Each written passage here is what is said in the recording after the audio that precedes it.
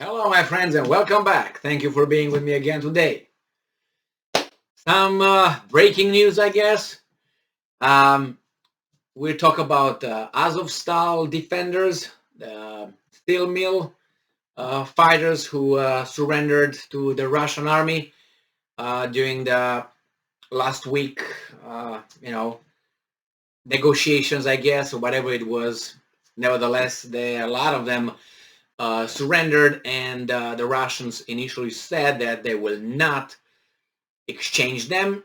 They will not do a prisoner exchange, and they also said that those fighters that will be identified as the Azov regiment or Azov battalion with ideologies linked to the German party that ruled Germany in 1930s and early 1940s, they will be court-martialed and they will not be exchanged. So the nationalists and these guys who belong to that or have ideologies related to that party. So now it seems like the Russians changed their mind. So we have Ukrainska Pravda, which is obviously a Ukrainian news outlet, from Monday, today, May 23rd, 2022. And this is the title. Russian Ministry of Foreign Affairs allows exchange of prisoners with Azovstal. Well, weird title. Russian Deputy Foreign Minister Andrei Rudenko allowed discussions with Ukraine on the exchange of prisoners from Azovstal. So he did not provide any additional information. So earlier member of the Russian negotiation team and State Duma Deputy Leonid Slutsky said that the Russian authority would study the issue of exchanging detained people's deputy Viktor Medvedchuk for captured defenders of Mariupol, but later in the evening changed his mind. Background: Mariupol was blocked by the Russian troops on March 1st. Since the end of April, the defense of Mariupol have been blocked at the Azovstal plant. There are representatives of the National Guard Azov Regiment, Marine, border guards, and policemen, and the Russians are claiming some foreigners too. I don't know in what capacity.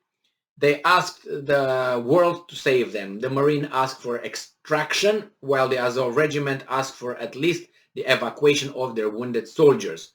On May 16th, the Russians continued their attempt to enter the factory or block exits from the bunkers of Azovstal. Later that they allegedly agreed with the Ukrainian defenders on the removal of wounded soldiers to the occupied territory.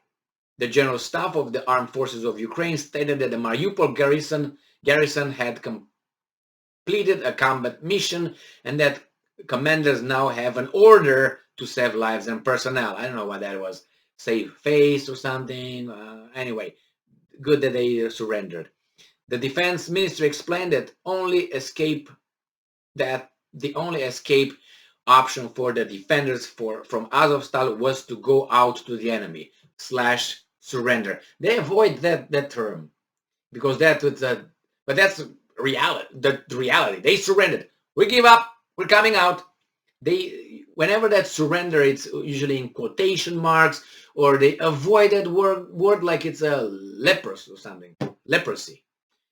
Western media reported that on May 17th, at least 7 buses with Ukrainian soldiers left from Azovstal under the control of the Russian invaders. At this time, 256 defenders, including 55 wounded, were taken out to the colony of Olenovsky.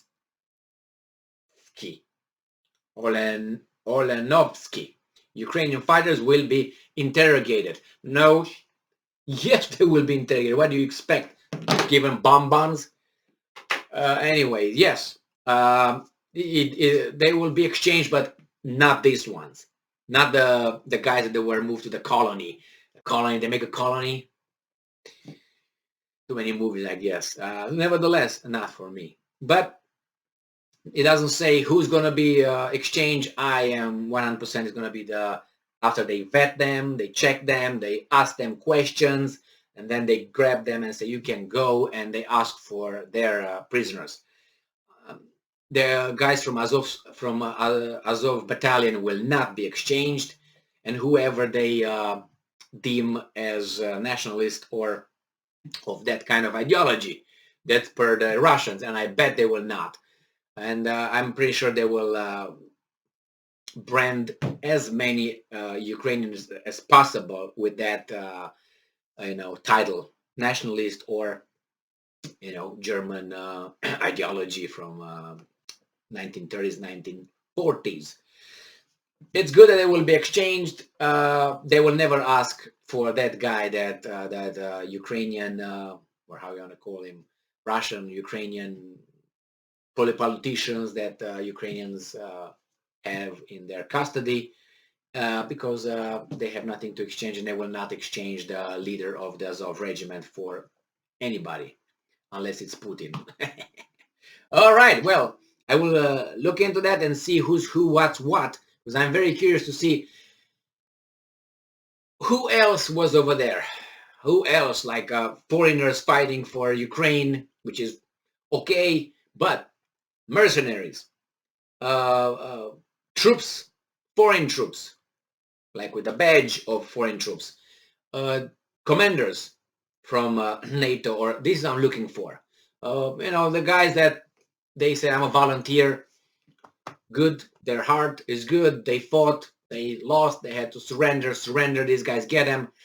They're gonna go through some very rough time, and I hope they will get the punishment if there's any criminality that occurred. Otherwise, let them go, exchange them, go to their families, and fight again. I'm pretty sure that the leader will not be exchanged. That's it's very obvious, isn't it? But nevertheless, it's good that the Russians agreed to that.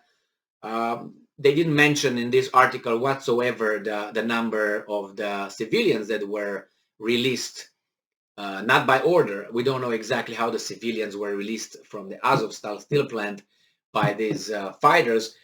They said, well, they went over there and took refuge from the Russian army and so on. It's very possible some of them were family, some of them whomever. But nevertheless, a lot of them are alive, and hard time will they will face hard time. I'm talking about the guys from the colony. Thank you very much for being with me again today. Stay strong, stay smart, look for the truth, and be just.